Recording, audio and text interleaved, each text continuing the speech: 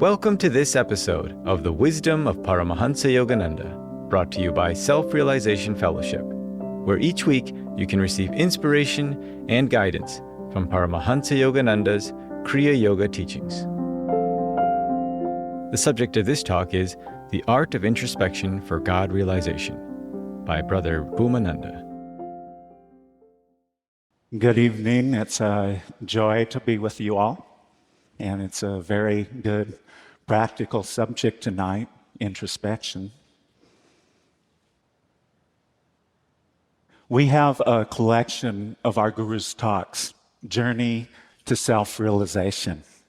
And I think that's a wonderful title to have for one of our Guru's books, because it really describes the life that we embrace as devotees of God. And especially when we begin practicing the teachings on a daily basis, and each day using the science of Kriya Yoga to dive deep within as best we can, that's when the journey to self-realization begins in earnest. In our Guru's teachings, he describes very clearly the goal, the purpose of life. And maybe you remember when you first read Autobiography of a Yogi, that chapter in Experience in Cosmic Consciousness. We were so thrilled because it speaks to our souls. We realize that we too can have that divine experience, samadhi, cosmic consciousness, if we persevere with dedication. Guruji said that every devotee should memorize his poem Samadhi. It's in that chapter. And I remember years ago when I first memorized that poem, my heart and mind were just filled with these thoughts. Lifted every vapor of sorrow, eternity and I, one united ray.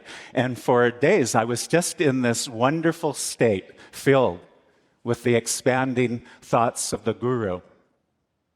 When we deeply absorb the teachings of the Guru, we reawaken to our highest potential. And then we have the meditation techniques, these powerful tools that we use each day to transform our consciousness. But the journey to self-realization, it's not an easy journey. It's not easy at all. It requires tremendous effort, tremendous devotion, and it requires tremendous self-watchfulness. Because there are these two great forces in creation. That force, that love of God, that is pulling us to spirit, that urges us, coaxes us, propels us to do that which is good and noble in life, to realize our fullest potential. But then there's that other force, Maya, delusion, that's always trying to pull us down. And to reach God, to experience His great love and peace and joy, we have to constantly swim against the current of Maya, resisting that lower self and courageously striving to express the beauty of the soul. And that's not always easy. I remember when I was a young boy, my older brother and I, we shared a bedroom, and I slept underneath, and he slept on top. So one night, I'm asleep, and I hear this voice saying, "Billy, Billy," that was my name, "Billy, wake up." And I woke up, and I looked, and on the wall, there was a shadow like the head of a big goose. And it was my brother making the shadow with his hands and making a funny voice. Well, this was Good Goose. And Good Goose told me things like, be kind to your sisters, and obey your parents, do your homework, keep your room clean, always telling me to be good. And so we played along a while, and then I fell asleep again. And after a while, there was another voice saying, kid, wake up. And I woke up, and on the wall there was a shadow like a big frog.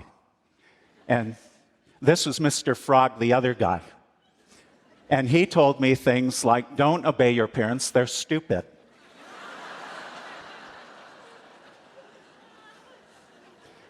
And a messy room is fun. And for months, we were totally into this game where Good Goose and Mr. Frog were both vying to influence me. And Good Goose would tell me, "You stay away from Mr. Frog, he's naughty." And Mr. Frog would tell me, "Good Goose is a sissy, you come along with me, we'll have fun."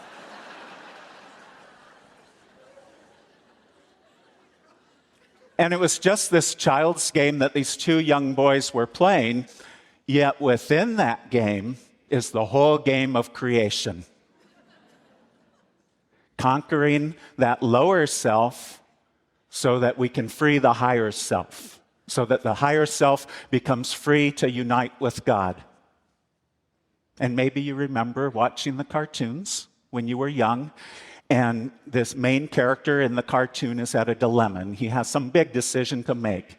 And on one shoulder is a little miniature of the character with the halos and the wings, the little angel. And on the other shoulder is a little miniature of the character with the two horns. And the little angel and the little devil are having this terrific fight, trying to influence the main guy. And the main character is totally bewildered. He doesn't know what to do. Sometimes it feels like that.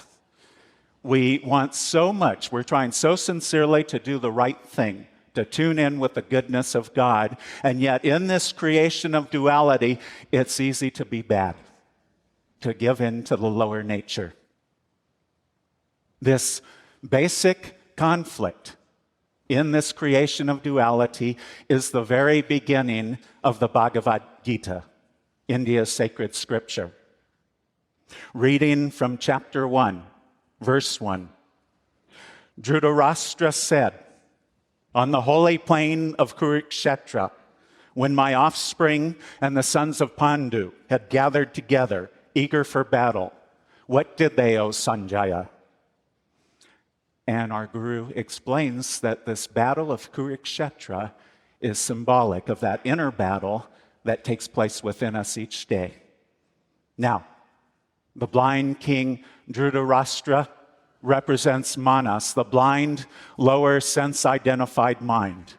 In our normal consciousness, we're so dependent upon these very limited senses, and we are blind. What are we blind to? We're blind to our divine nature. We're blind to our eternal connection with the all-loving, all-blissful, all-powerful God. And a result of that blindness, the offspring of Dhritarashtra, the evil Kuru princes, which are the sense tendencies, the bad habits that pull us down. Anger, greed, selfishness, dishonesty, self-centeredness. These are some of the evil Kurus that we all have to contend with. Pandu is the wisdom of the soul, and the sons of Pandu are the virtues of the soul. Calmness, adherence to righteousness, self-control.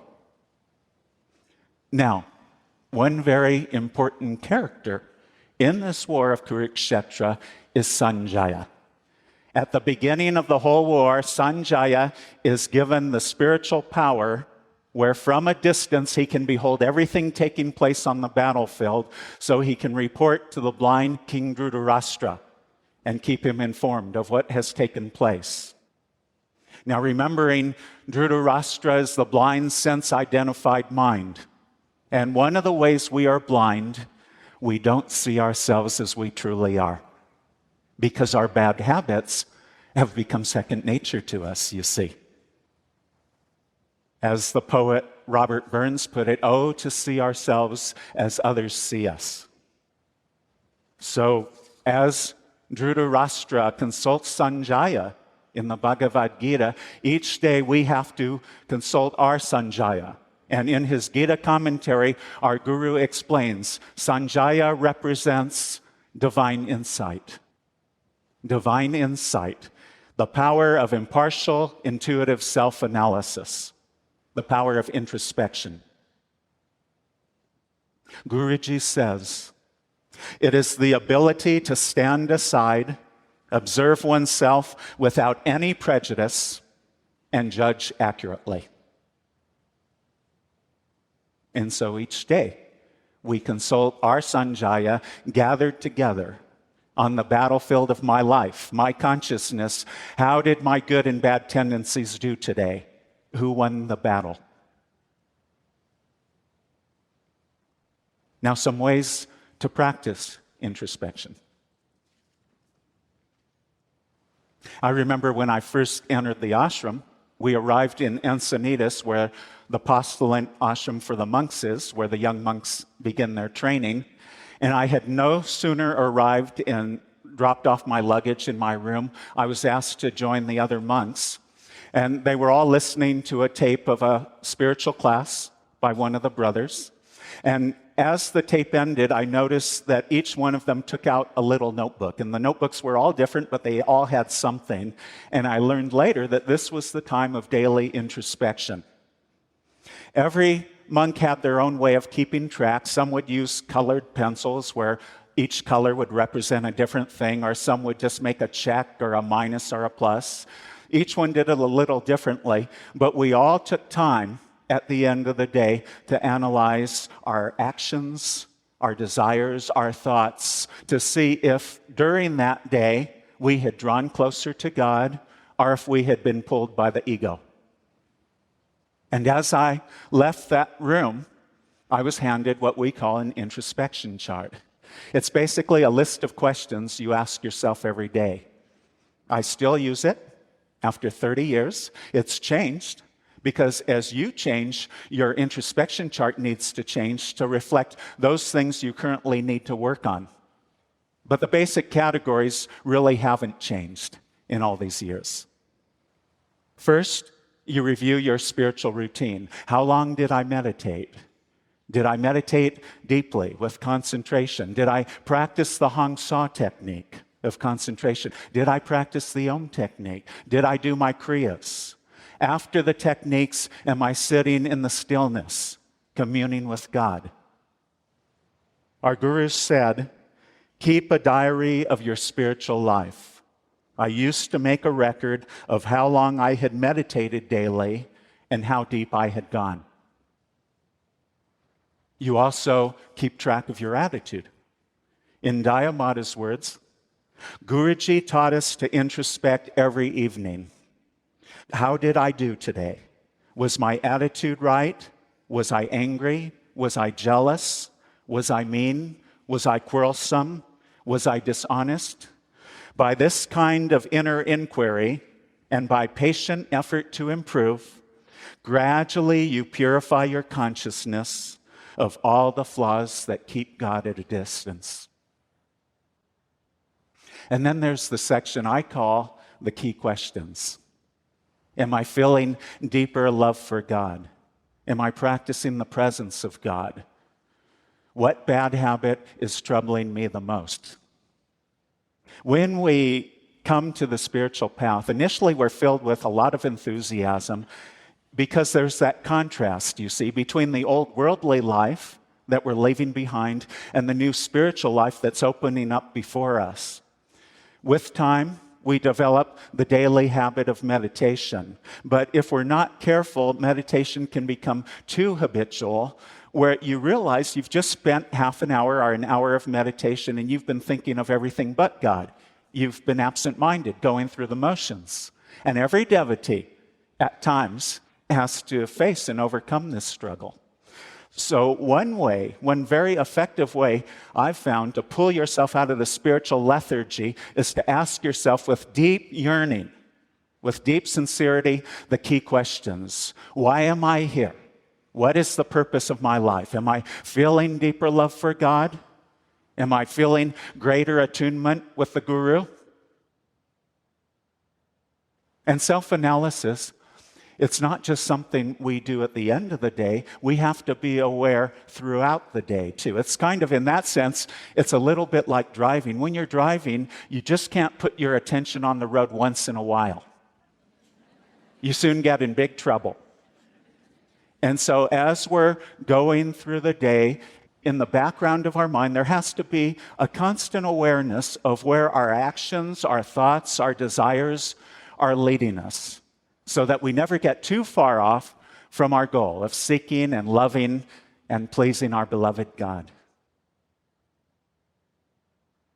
Guruji says, at certain times during the day, have a checkup on your physical, mental, and spiritual machines to see how they are behaving. Now, one pitfall. People introspect and they see something bad in themselves, and then they stop and leave the introspection, and they feel twice as bad. When you see something about yourself you don't like, don't stop there. Then what we do is we look to the teachings. We look to the Guru's teachings to put together a strategy for overcoming that bad habit by cultivating the opposite good habit. And so you make it a project, you see. You look up some quotes from the master about that good habit you want to cultivate. Now, how do we form a good habit? By repeating good actions. And you repeat them, you cut a groove in the consciousness which forms that good habit you want. So you take some specific actions from our Guru's teachings and you put them on your introspection chart that you look at every evening. And now you have a battle plan for changing yourself, a battle plan that will help you to improve, that will help you to draw closer to God. So if we're fearful, we cultivate courage. If we're having trouble with others and feeling angry, we work on patience and understanding others. If we're struggling with restlessness, we cultivate inner peace. And no matter what the challenge we're facing, no matter what problem will ever come to you, you'll always find a solution in our Guru's teachings. You look at the lessons, the books, the magazine, all the audio, video material we have, every conceivable subject is covered there.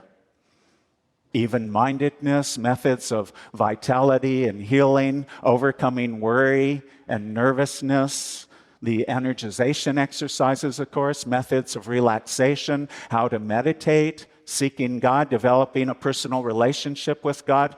Every conceivable subject we'll ever need to be successful in life is there. I think one struggle that we all go through at times, the moodiness.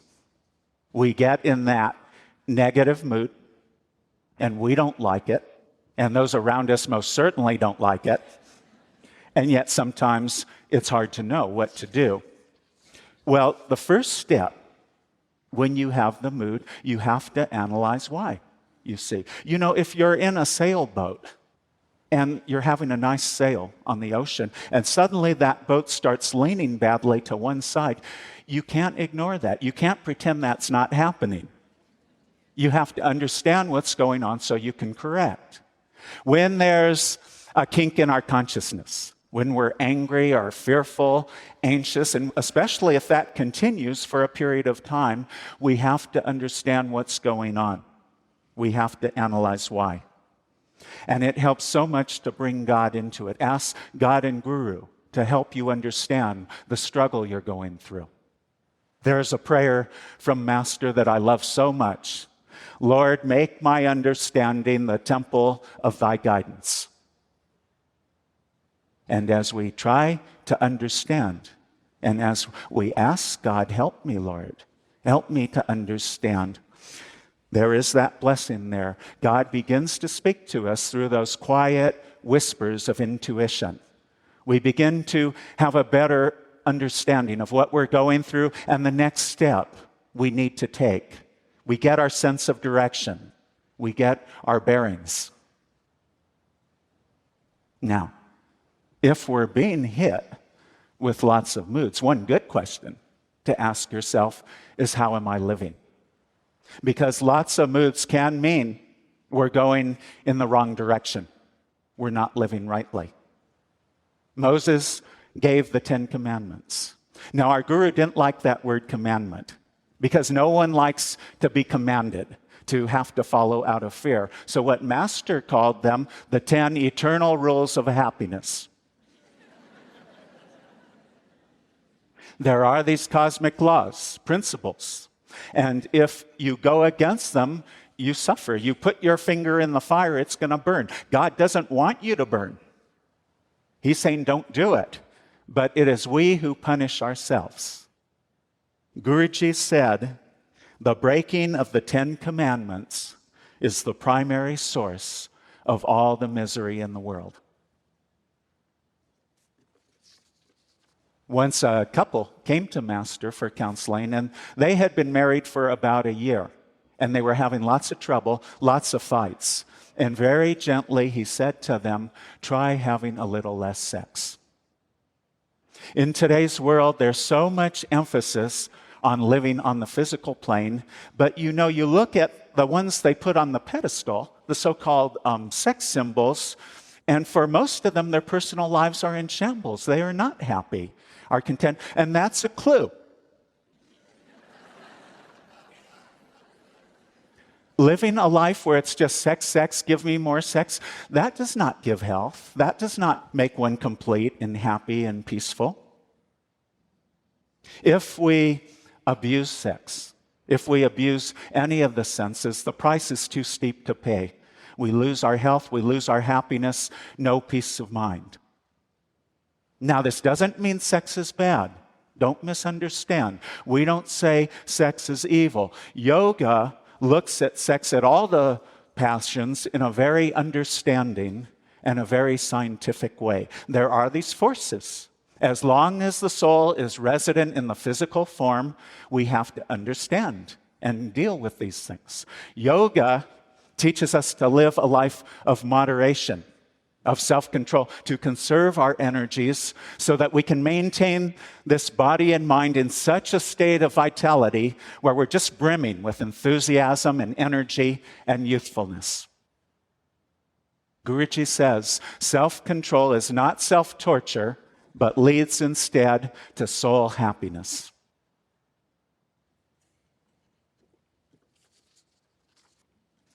Now, one way to break the mood, to prevent the moods, is to cultivate positive thinking. The saints of India teach that conditions in this world are neither positive or negative, but essentially neutral.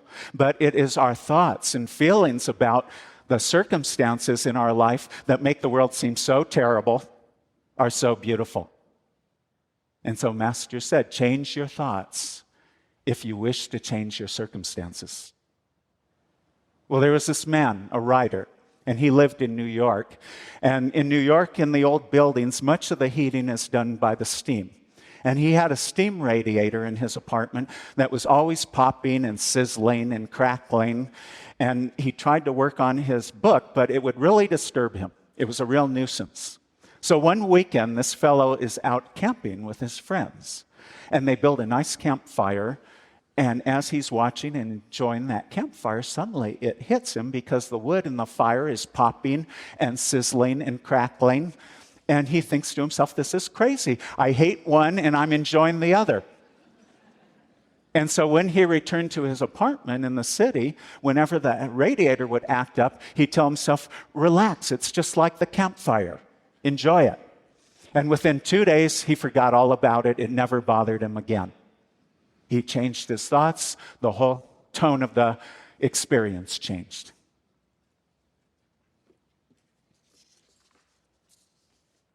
Now, sometimes it's hard to control the thoughts directly. That's partially a definition of the mood. You get in this rut of negative thoughts, and it's hard to take control.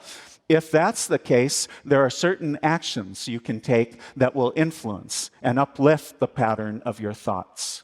And one of the greatest things you can do is just start doing something for someone else.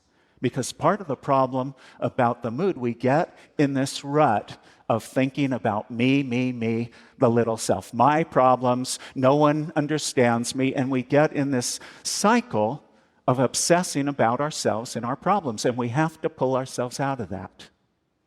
Once the psychiatrist Carl Menninger was giving a lecture, and someone asked him, what advice would you give to someone who felt a nervous breakdown coming on? And he said, lock up your house, go across the railway tracks, find someone in need, and do something to help. And our guru, Paramahansa Yogananda, says, try to make others happy. As you forget self in service to others, you will find that without seeking it, your own cup of happiness will be full.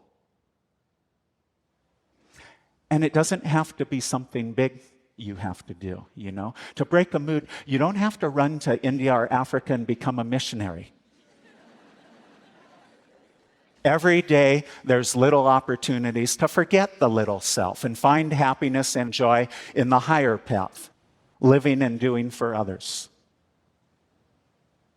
I remember when I first came into the ashram, that first year was pretty rough for me.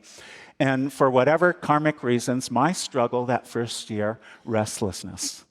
I tried, I was very sincere, but I was just so restless. And especially Sundays was our day of silence, still is in the ashram. And I try to have my long meditation, but my mind was just all over the place that first year. And then I didn't know what to do with myself, because the whole day you spend in silence. And then those negative thoughts would come, and they would come, you're not happy, maybe you don't belong here, but I never accepted that. I threw it out. And the way I broke that, I would just start walking, briskly walking around the ashram grounds.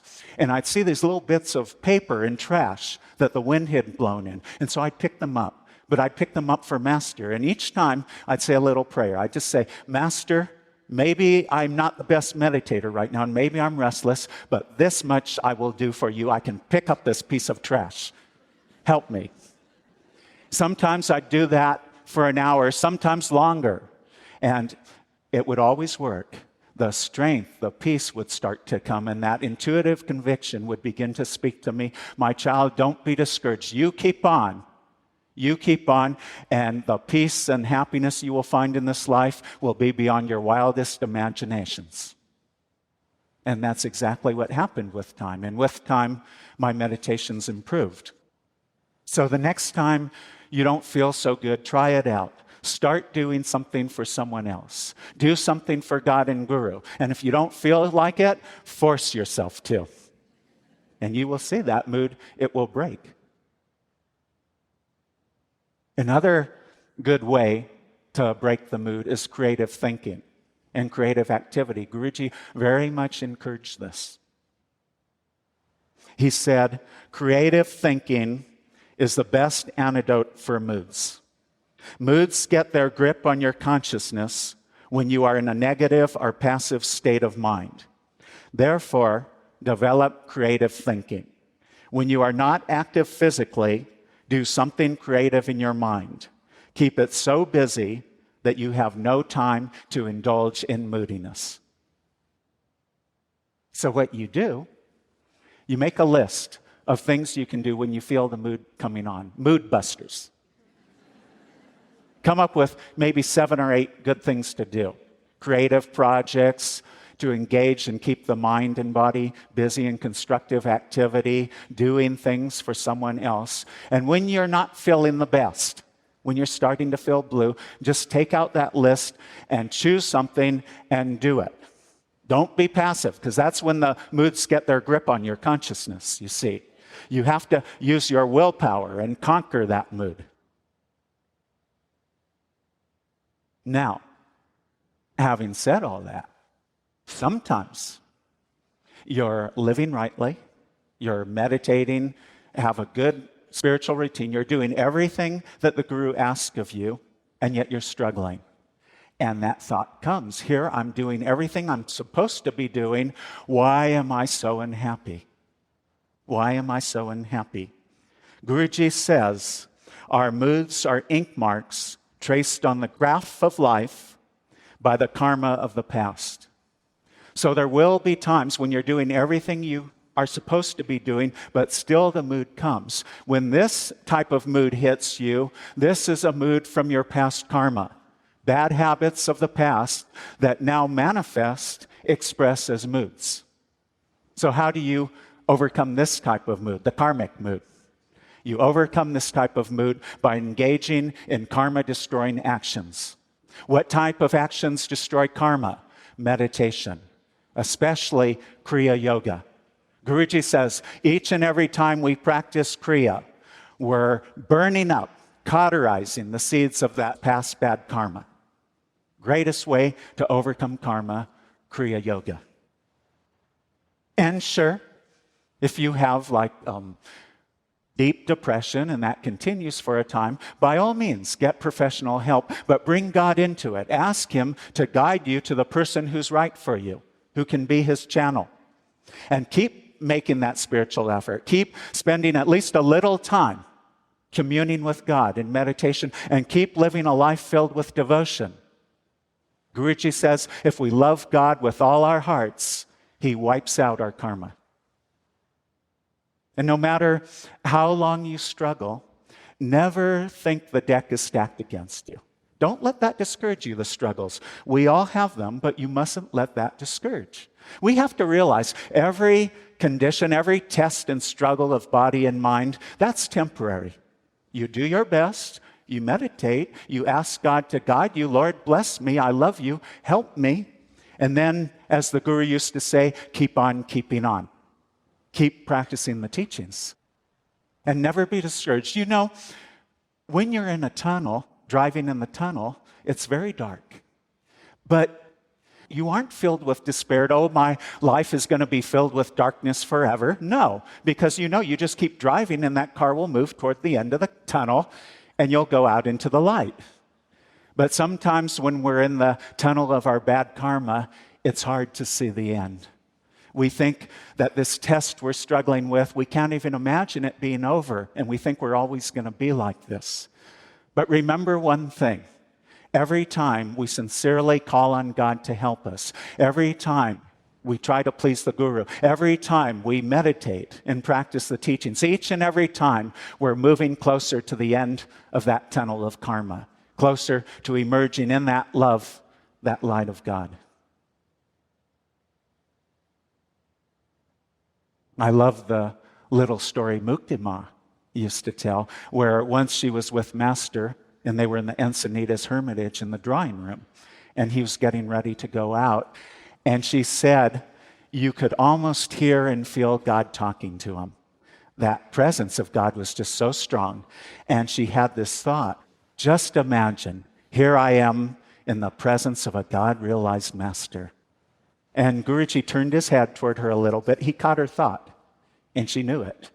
And then he saw a very tiny white thread on the carpet, almost imperceptible, and he pointed it out to her, and very gently, very kindly, he said, pick that up, and she did. And what I get out of this story, to reach Master's consciousness, to experience his divine consciousness, we make the effort in the little ways. You see, each little effort to practice the presence of God, to think of God, each little effort to meditate sincerely, each effort on the spiritual path is important. Each effort counts because it is precisely those little acts and determinations that are the very steps that lift us into the divine presence.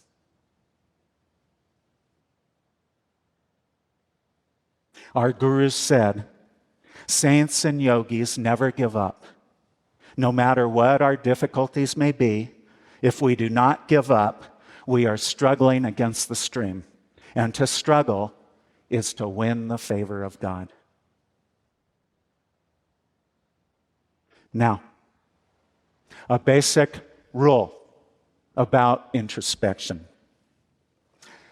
It has to be a positive experience. And I don't think I can stress this enough, because we ministers see this where you meet some devotees and they're the sweetest, kindest, most loving people, but when they start to introspect to themselves, they become mean, sometimes vicious.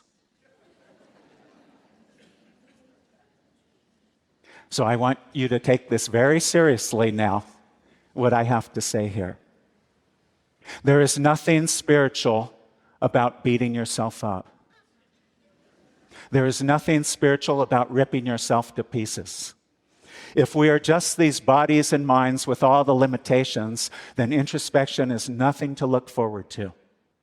But we begin introspection with the realization we are God's children and God loves us. And all our flaws are just temporary blemishes covering the beauty of the soul. Because that's the truth.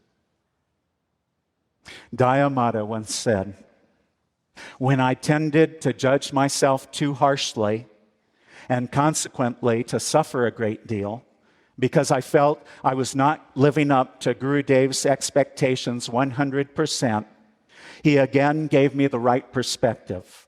What is past is past. Correct yourself and forget the past.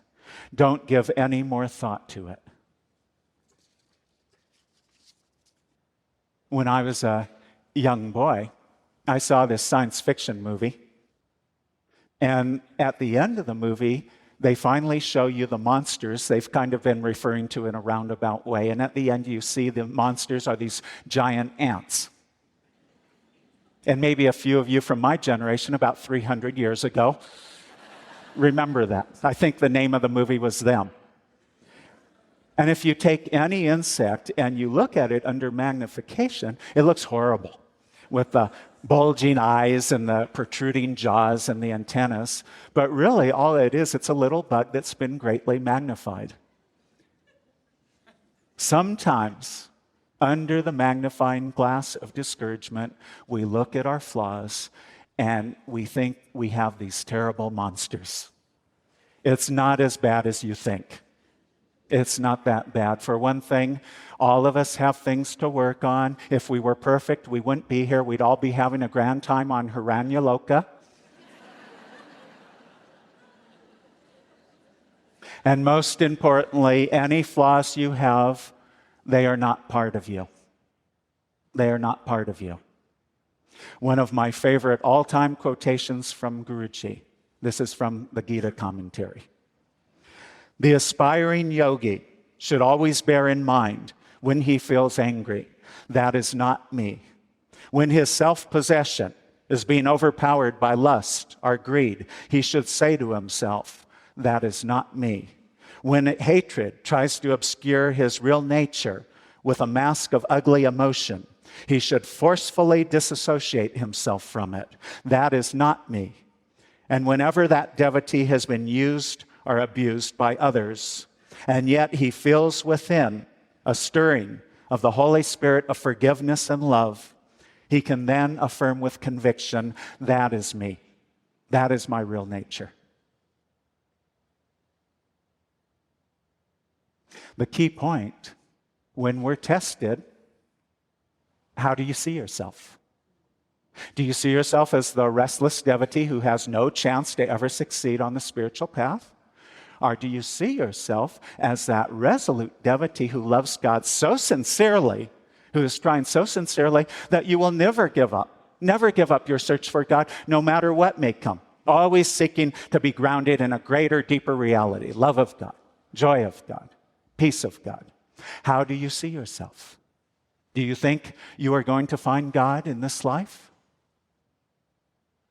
Years ago, this question came up for me in a big way. I was a young monk, and I passed by some devotees in the ashram, and I overheard the conversation a little bit, and one of the monks was telling somebody else, well, if we try real hard, in the next life it should be easier. And I didn't hear the whole conversation. I probably heard it out of context, but the impression I had was he was saying, I can't find God in this life. And he was one I looked up to. I was devastated. I was disturbed. And so for months, this question haunted me. Is it really possible to find God in this life? Or is this just something for the Rajasi Janakanandas and the Jnanamatas and the Dhyamatas? Is it really possible? I want to know, Master. So one day, some months later, I was told that Dhyamata would be meeting with us that evening, a group of us monks, for satsang. And so I thought to myself, here's my chance. I'm going to ask her the question. I'm going to get the truth from her.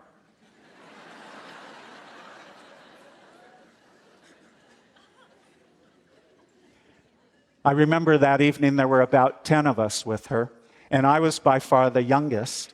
And one of the other monks asked her a question, and she gave this beautiful reply, but it was hard for me to pay attention because this question was burning in me.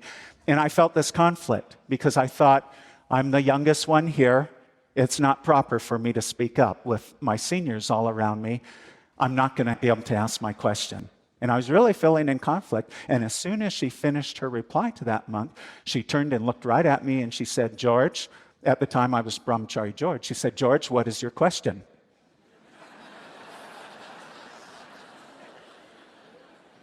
And before I knew it, the words just came tumbling out. And I told her, Ma, sometimes I think some of the devotees here don't really believe that they can find God in this life. So my question is this: even if one is struggling with restlessness, even if one is struggling with test of the body and all these different things that we have to confront, is it still possible to know God in this life? And without hesitation, she looked directly into my eyes and she said, absolutely, you can know God in this life. And that, of course, wasn't just for me, it's for all of us. And she said, to entertain any limiting thoughts is to indulge in negative thinking. She stressed, we have to be very faithful in sadhana, meditating faithfully every day. And when we sit to meditate, really making that effort to control the mind, not being absent-minded, doing our best. She told the story about Guruji's aunt, who for 40 years she practiced japa yoga on her prayer beads, but she felt no peace. And when she came to Master, he told her, the reason you feel no peace is because all those 40 years when you've been doing your japa yoga, your mind has been on your household duties, your family, everything but God. That is why you have no peace. So making that effort to control the mind when we meditate, to really sincerely make that effort, that's vital. Guruji used to tell this story about this young, very successful businessman in India, and he was traveling a lot for his business from India to London, all the time thinking how he could cut the cost to maximize the profits.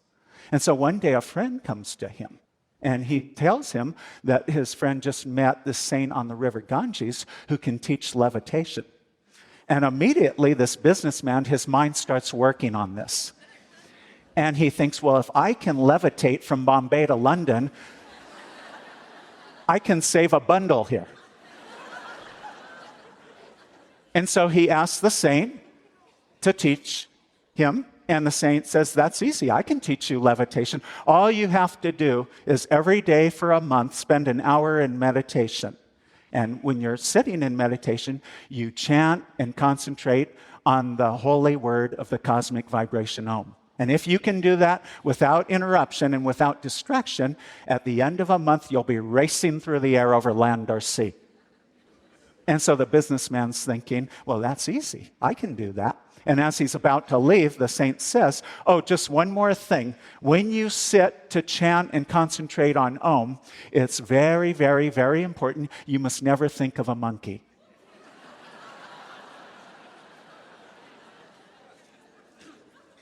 And the businessman thinks to himself, well, that's silly. I haven't thought of a monkey in 20 years.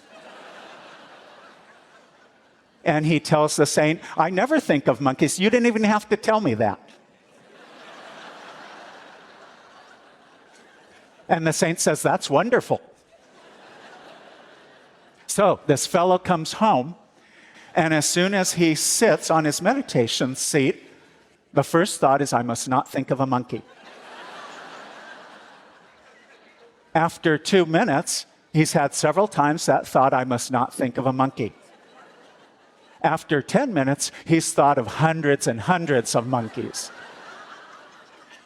Monkeys in Africa and India, the South Pacific.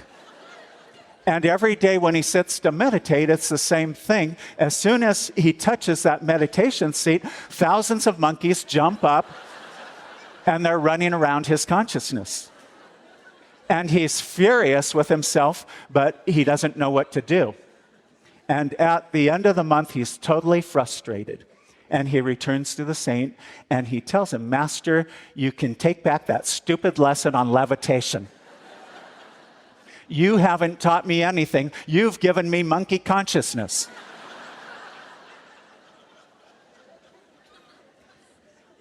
And then the saint tells him, but very lovingly, he says, I only wanted you to see what a slave you are to that mind of yours. Before you can do anything, you have to take control of that mind. You have to learn concentration. And then he tells him, and why go after the levitation when you can use your concentration-trained mind to seek the greatest treasure, that love, that joy of God? So, training the mind when we sit to meditate. And sure, all of us will have the challenges where we're aware the mind's roaming. As soon as you're aware of that, don't get upset, don't get frustrated, but pull in, rein in your attention, put it back on your meditation. Practice the Hong Sa technique of concentration. Your mind wanders, pull it back. Your mind wanders 1,000 times, pull it back 1,001 times. And gradually, that mind, it begins to respond. And don't just count the hours spent in meditation, because then it becomes mechanical. You see, I remember reading one article. This fellow told this reporter, I've logged in 25,000 hours in meditation. Well, God is not an accountant, you know. And you can log in 1,000,000 hours of meditation, but if your attitude isn't right, or if your mind's roaming all over creation, God will not respond to that.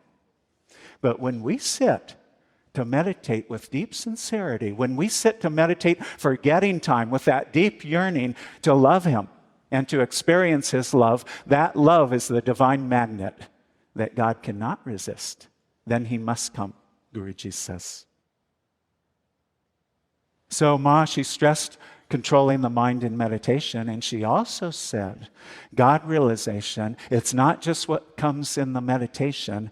When we're feeling greater peace in our daily activities, when we're able to look at others with greater understanding and kindness, when we're able to live a life more in tune with God's laws, these are all signs, sure signs, that we are growing in God realization too.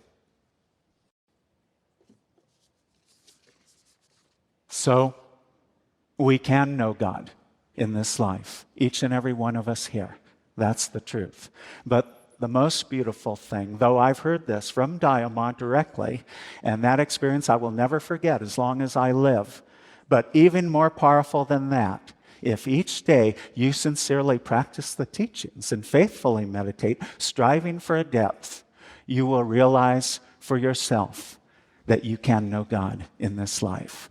He will begin to speak to you through those intuitive convictions. You will know not with your mind, but with your heart, with your intuition, with every fiber and cell of your being.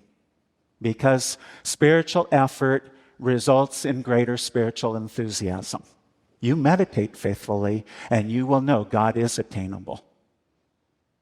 And sure, we have dry spells from time to time, and sometimes they can go on a while. Even saints have dry spells, so we certainly don't get off scot-free. I like the example of the camel. You know why? The camel has his drink of water. Then he can go a long time in the desert where it's dry without any water, because the waters he's had, his body conserves so well. When we have an experience of God, you have to learn to get the most of it. Write it down. Keep a record of it and feed upon that experience. Remember it again and again in your heart with thanksgiving. Divine Mother, thank you. Thank you. Thank God. Thank Guru for giving you that experience. And if you're grateful, and if you keep reliving that spiritual experience, what will happen, that peace, that spiritual power, that inspiration from that experience, it continues, you see. It continues. The key to seeing ourselves in a positive light is that continuity in making spiritual effort. When we're faithful, we begin to experience that unconditional love of God. It's always there.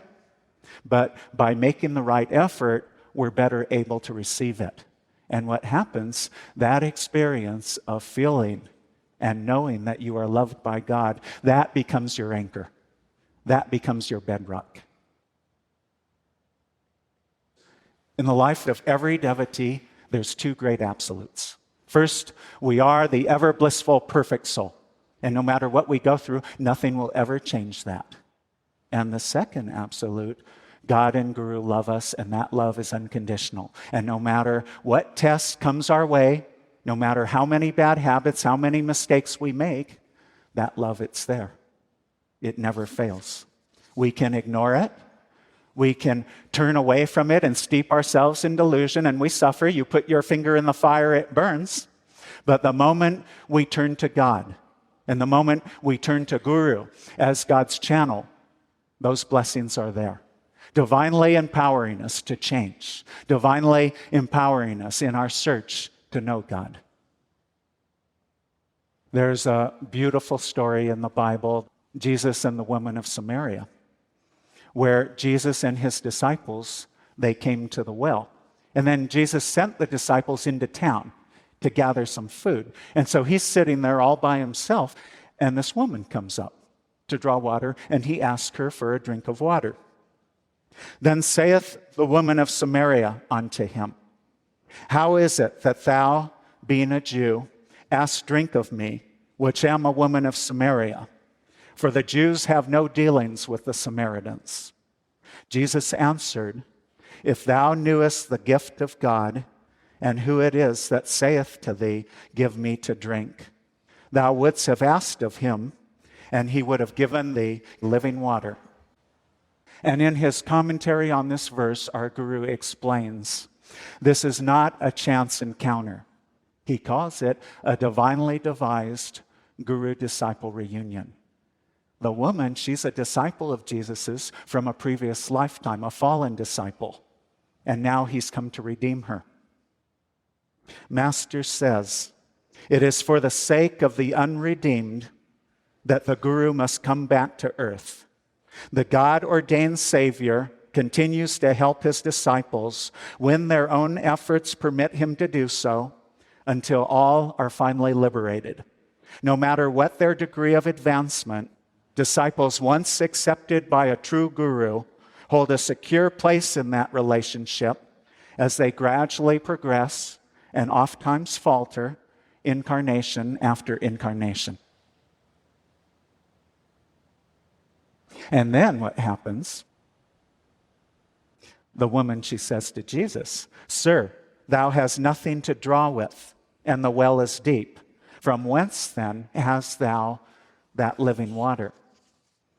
And Jesus tells her, Whosoever drinketh of this water shall thirst again. But whosoever drinketh of the water I shall give shall never thirst. But the water I shall give him shall be in him a well of water springing up into everlasting life. And our Guru explains the well of the water. This is material things. You can have all kinds of material things, but no matter how much you have, you always want more. You can have the new house and the new car and the new airplane and the new rocket ship, but there's always new something else you want. But the living water that the Guru offers the disciple, that's the joy of God. Our Guru says, Jesus spoke of the inner experience, the uncovering with the help of one's Guru, of the wellspring of divinity within the soul. Oblivious of the all-sustaining, all-desire-quenching divine life and bliss within his soul, the material man will die unfulfilled. But whosoever drinks of the fountain of eternal bliss in God will find the thirst of every desire of all his incarnations quenched forever. And it is through the blessings and guidance and teachings of the Guru that we find that eternal fulfillment. Now, there's another part to this whole story of the woman of Samaria that's very, very important. Because after all this, the woman, she says, Sir, give me this water that I thirst not. And then Jesus tells her, Go call thy husband and come hither. And she says, I have no husband. And Jesus says, Thou hast well said, I have no husband, for thou hast had 5 husbands, and he whom thou now hast is not thy husband. In that saidst thou truly. And then the woman said, Sir, I perceive thou art a prophet. You see, when Jesus asked her to call her husband, it was a test. It was a trick question. And when she said she had no husband, she passed the test because she had had many lovers, 5 of them. She had been living a promiscuous life. And Jesus wanted to see if she would be truthful. And she didn't lie. She didn't try to defend or justify. You know, it would have been so easy. She could have said, Jesus, you just don't understand. The men of this town, they just don't know the meaning of the word commitment.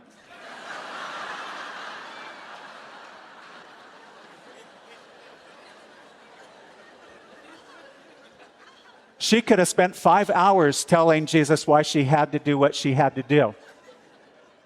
But she didn't. All she said was, Sir, I perceive thou art a prophet.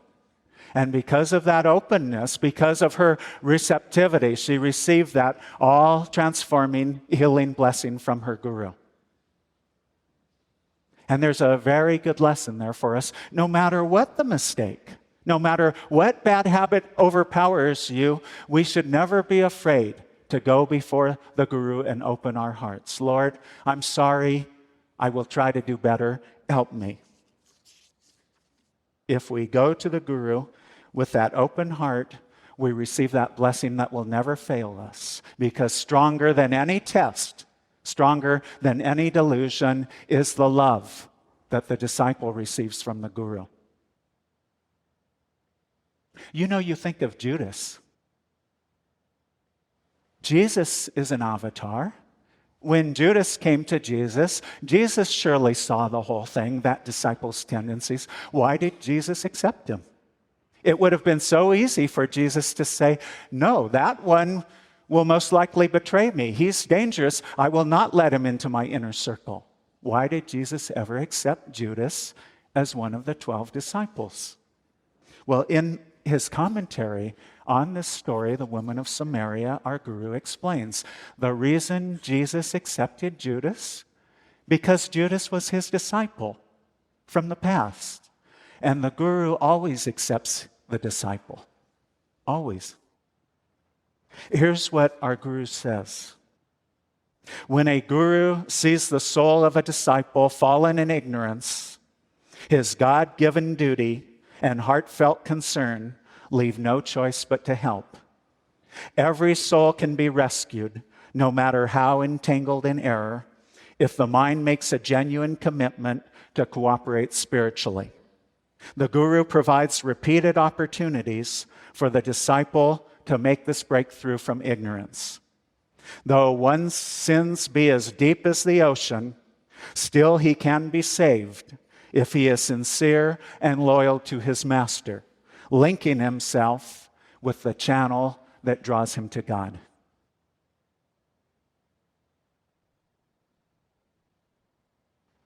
So, we've been talking tonight about introspection. And the first part of introspection, it's a process of discovery.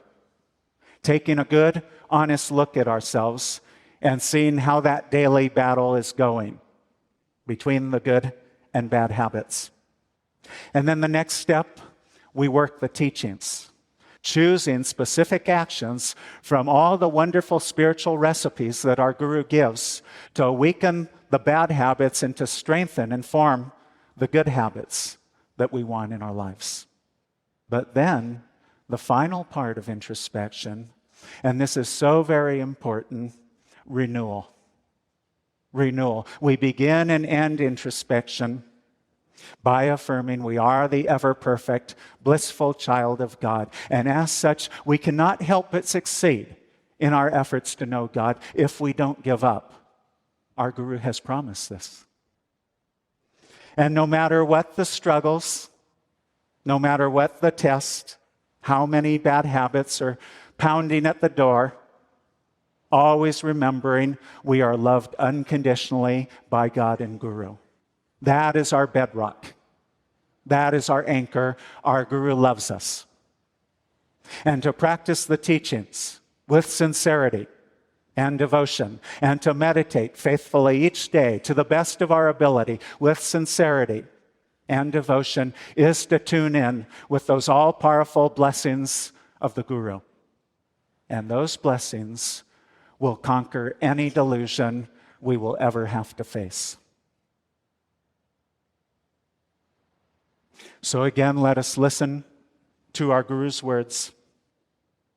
Every soul can be rescued, no matter how entangled in error, if the mind makes a genuine commitment to cooperate spiritually.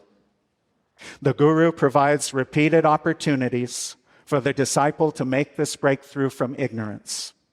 Though one's sins be as deep as the ocean, still he can be saved if he is sincere and loyal to his master, linking himself with the channel that draws him to God.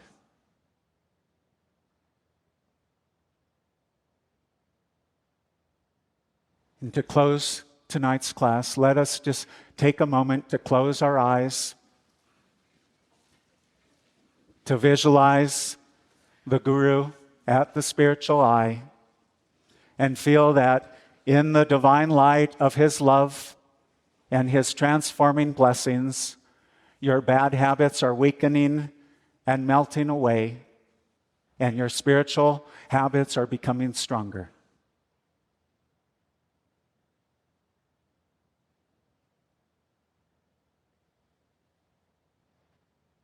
And let us pray.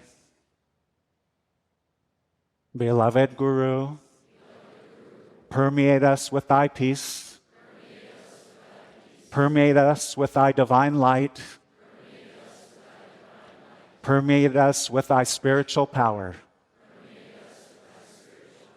Help us to realize that thou art ever with us, guiding and blessing our lives. Om. Om. Shanti. Amen. May God and Gurus bless us all.